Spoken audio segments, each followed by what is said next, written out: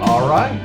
Well, here we're here for episode 2 of Vinyl Authority. And I'm Paul with Soundscapes Media Group. And AJ, how about introducing yourself? I am AJ from Radio KAJW. Good to see you tonight, Paul.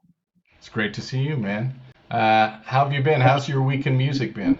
It's been exceptional, I would say, because the night after our last show, we went to the Honda Center and saw The Who. So that was I'm pretty spectacular.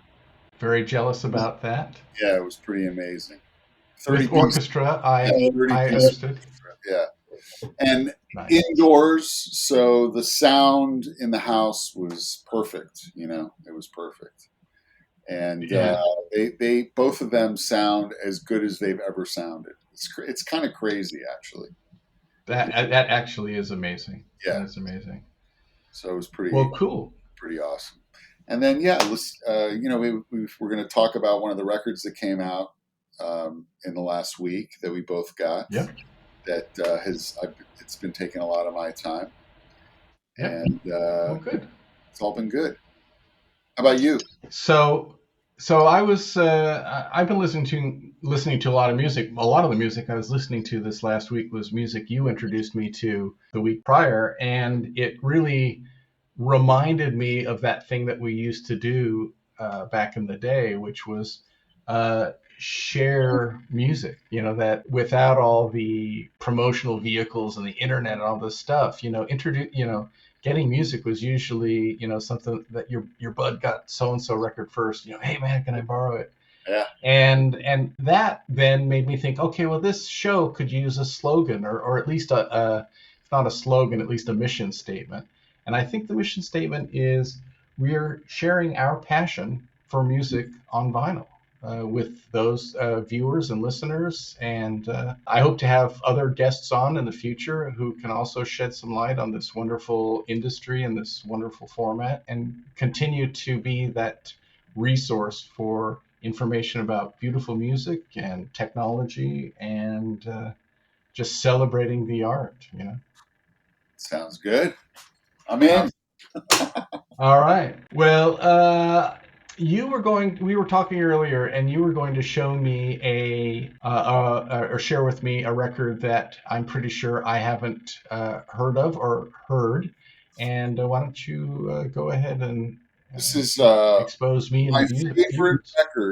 my favorite record of 2020, and it is EOB, Earth. EOB stands for Ed O'Brien of famed Radiohead, and this is Yes. his first solo record, and it's a masterpiece. I mean, Yeah. it's obvious that he's learned a lot about songwriting and even singing from being in Radiohead. So Right. it's exceptional. I think I know that Flood is involved in it. I was actually trying to figure that out. Yeah, Flood produced every track. One track he co-produced it with Catherine Marks, but Flood's the producer. So that Hmm. tells you something right off the bat. And then you've got Omar Hakim on some tracks, and Colin Greenwood, and Fellow bandmate. yeah, mixed by Alan Moulder. It's brilliant. It sounds amazing. Obviously, I'm trying to actually, and I just put my foot in my mouth because Yes. It's mastered by one of my least favorite mastering engineers, Stephen Marcusen. I'm not a big not Marcuson. a I big know fan Stephen. of Marcusen. Yeah. Yeah.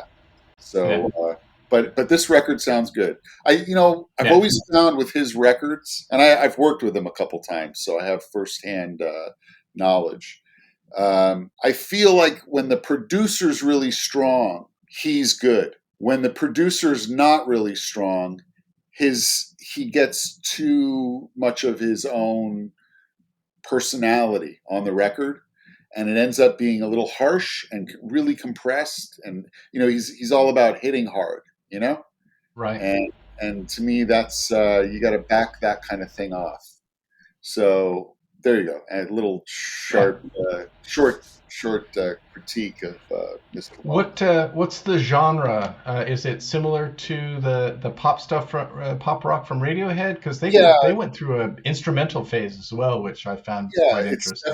it's definitely got a jam vibe about it, but it's interesting because there's a humility about his vocals that sort of separates it from Radiohead. Because to me, Tom York is so affected, and so he's such a Yeah. a legendary performer now that it's like it's a persona all himself, and Hmm. Ed O'Brien is obviously trying to be way more humble and not trying to compete with anybody, but the tracks Right. musically are as brilliant, I think, and the melodies are Right. great and the lyrics are great. So it's similar to Radiohead, but it comes across a little more accessible to me. Okay. It's also, I would call it a little more world music. It would be right at home at Soundscape Media's group. All right. Yeah, That's good to hear. yeah. Um, Super. Well, I'm gonna give it a listen over the next week, One more and thing. Beautiful, yes, I beautiful mean the family. package. Yeah. Comes with a bunch of lithographs, and they're all printed beautifully. They've all got this nice, Really? Whoa. yeah. So it's got all these lithographs. Oh my Really gosh. How? cool And it's all photograph of his him. visual art. No, it's other people. Yeah. So he's Well, one other guy, exposing visual. one other guy, and a photographer. Yeah. Cool back cover, Is it a gatefold package or? Oh yeah. Okay. and Beautiful. um, Beautiful. black vinyl. Sure, Yeah. there's other versions of it, but I got black. So yeah, Beauty. it's Beauty. highly recommended from Radio KAJW. All right. All right. Well, I wanted to share with you as something which I think is musically and package wise very, very interesting. And that's the new Porcupine Tree Closure Continuation, is the name of the record. Everything is just abbreviated, though, which I guess is maybe it's a commentary on our society. It's 3 discs, actually. And Porcupine Tree is one of Stephen Wilson's projects. Stephen Wilson is a English multi instrumentalist, primarily guitar and vocals. Um, but he basically plays everything, and he's a recording engineer, and he's a producer. He's been doing a lot of Dolby Atmos remixes of vintage tracks, like two that come off the top of my head. I think are some of the Yes records, and some Jethro Tull. So I mean, he's really, really tuned in to vintage music, but modern production practices and that sort of thing. So anyway, um, Looks like a each cool box. record has its own inner jacket, and then the inner jacket has an inner sleeve and lyrics. It just really quite a Beautiful. comprehensive package.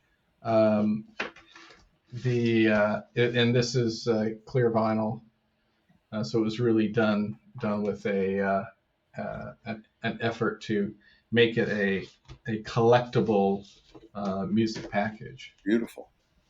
Yeah, no, I'll check it's that out. dynamite. I know nothing about that. It's Yeah, it's progressive rock. It can be pretty heavy at time, but there are a good release moments which kind of so it kind of intensifies and then brings you down.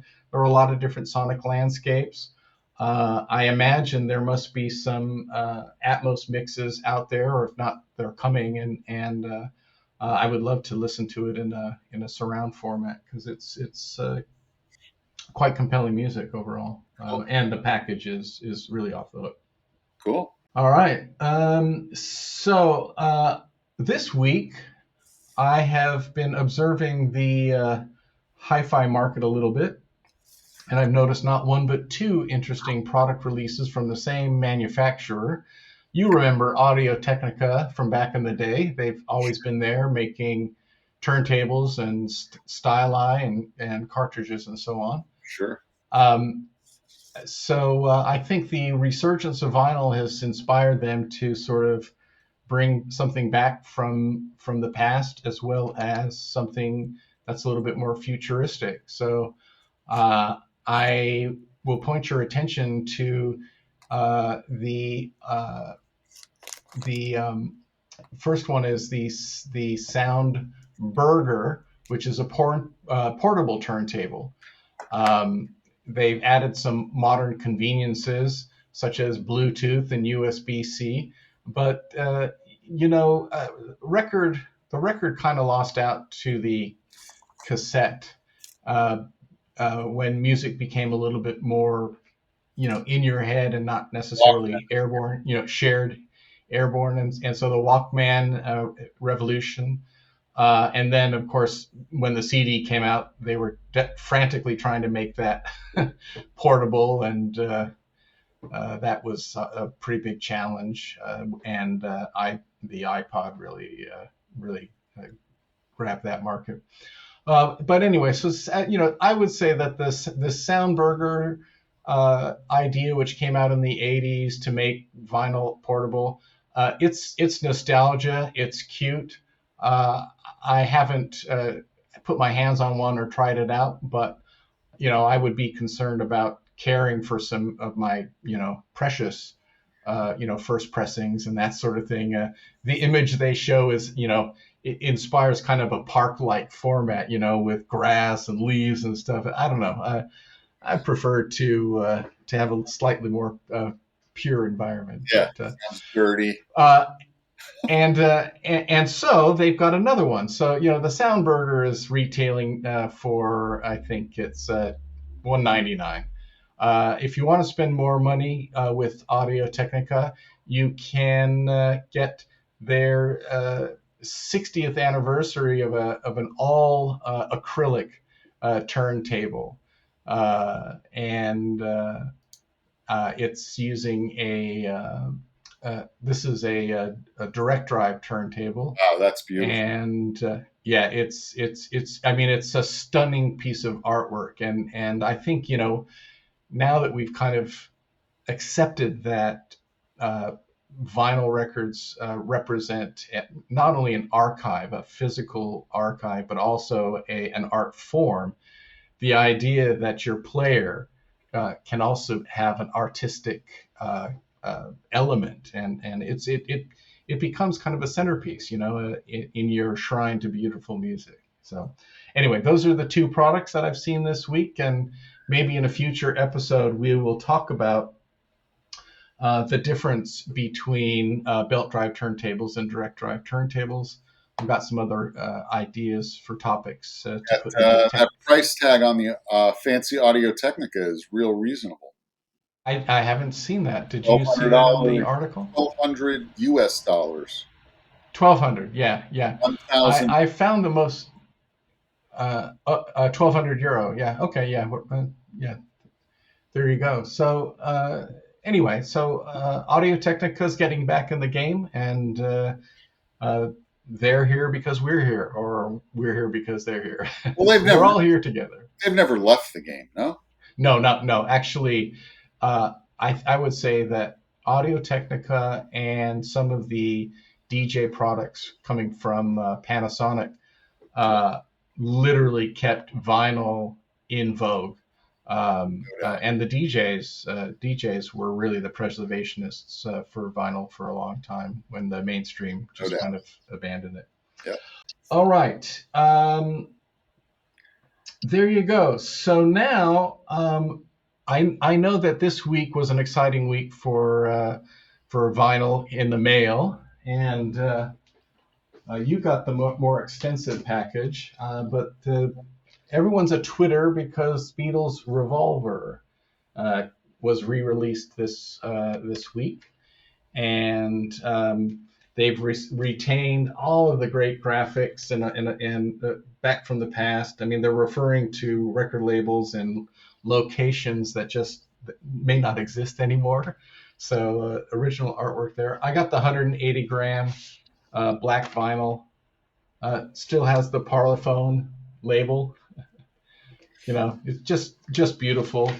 And listening to the fresh copy, it was like, oh, all right, Did you a little only bit of extra life. did you just get the stereo version? I just got the stereo version. I did not get the mono version. Yes. Yeah, But of course, I got the yeah, they've deluxe got some. box set that comes with both, and then Yeah. also a sessions record. The book is beautiful, and the book is almost worth the money that you spend on the deluxe. Hmm. It's great. Yeah, the big deluxe package is really really beautiful, and I'm looking forward to hearing this stereo mix. I that's a remix yeah. too, so I'm excited to hear that. I can't. I'm not. Haven't determined if it's a remix or It a remaster. is a remix. I know that they've been going through and archiving and remixing, so that would be Yeah, good. it is a Um, remix. The mono is not. The mono is just another the old mono tapes. fresh remaster. There's the 2014 version of the mono remaster, which was Hmm. part of the mono box, and that's Hmm. even different than this remaster, which I actually Hmm. like the 2014 better. It's a little more authentic to the original pressing, which is a Right. little warmer. This new one Hmm. of the mono mix is real bright. It's really clean, and it to me I don't know, it just loses a little bit of what Revolver's about. Yes, the nostalgia. Well, this was a record, not a record-breaking release, but a genre-breaking release. Really, I mean, it between the production styles, the songwriting, the Beatles were really reaching their stride as creative performers, and they just continued to blossom from this record. It just It was a really, it was life changing record for me at yeah, 8 years yeah, old. yeah. Yeah, I mean, come on. Tomorrow Never Knows, Taxman, Eleanor Rigby, She Said. I mean, it's just like not a bad track on here. Um, I do think that this might be a time to talk a little bit about the anatomy of a vinyl record. Uh, as we've been talking about these things, I've noticed that there are a lot of different terminologies and accepted ideas for what to call things. But there are three accepted names just for the outer jacket. Most people just call it the record cover or the outer sleeve or the jacket or the outer jacket. But so there are three or four names for that. Of course, what you pull out is usually called the inner sleeve, um, and then of course you get to the actual uh, record itself, and the most obvious bit is the label. Some might call it the center label, but because there's only one label on here and it's round, it makes sense to put it in the center.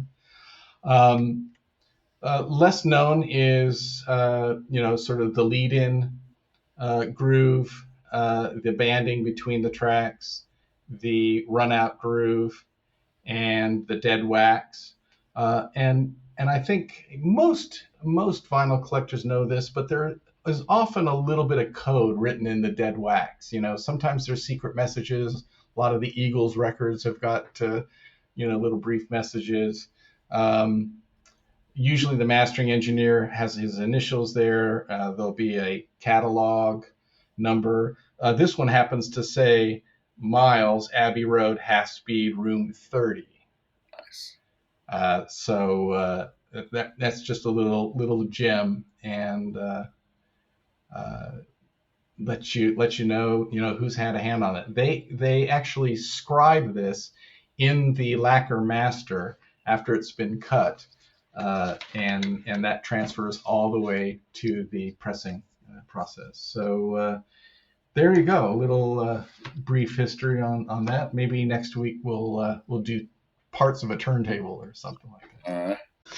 All right, and then lastly, I want to share a project that we both know and love from the Soundscapes Media Group collection, and that's the Glenn Ferris Italian Quintet, Animal Love. This is a lovely jazz record. It's a little bit eccentric at times. Maybe the title Animal Love kind of tells you a little bit about what to expect.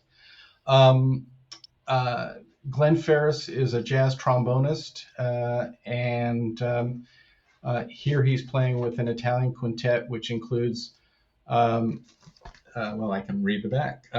Mirko Mariattini, who's on clarinet and bass clarinet. You've got Giulio Stracciati on electric guitar. You got Franco Fabrini on electric bass and Paolo Corsi on drums. Anyway, it's live and it's warm. And Adam, maybe you can say a few other things about your impression of this record. Exceptional pressing by Soundscape Media's group. The artwork's cool too on the front cover. I love it. Came from Italy from.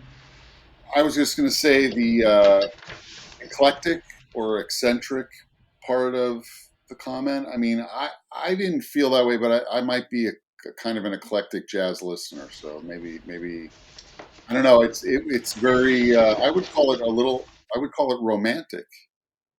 It's definitely romantic. I would say that the album opens with Animal Love as the title track, and you've got Glenn Ferris making a bunch of sort of animal noises with the trombone at first, and you're kind of like, wow, what's going on?